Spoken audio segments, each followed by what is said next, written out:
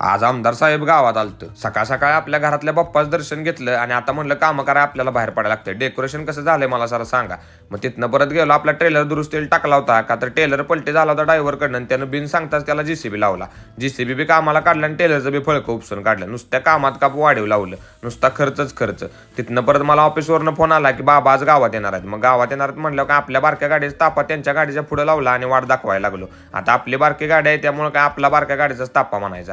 तिथनं परत गेलो आणि बाबांचं काम झाल्यानंतर आम्ही बाहेर निघालो. मग बाबांनी जरा इकड तिकडची माझी चौकशी केली, कसं चाललंय काय विचारलं. बाबा म्हणलं तुमच्या आशीर्वादाने एकदम मजेत आहे बा.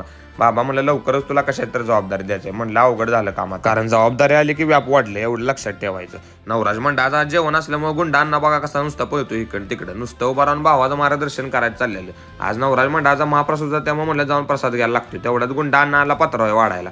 भावानं पत्रावळी वाढल्यानंतर तेवढ्याच आमचा एंडी आणि डीसी आला भात वाढायला. आता म्हणलं काय भात वाढतोय काय सुट्टी देत नाही. मग डीसीने काय वाढला भात, तरी मग आपण किती हुशार इकडं तिकडं भात करून मोका झालो.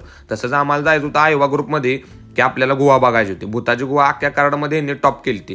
मग आपण तिथं गेलो ना, आपल्या भावांचं मंडळ म्हणलं आपण लाईनीने थांबतोय का, तर गर्दीच एवढी भयानक होती. मैऱ्या तिथं असल्यामुळे काय डायरेक्ट मागणं घुसायचा कार्यक्रम काढला.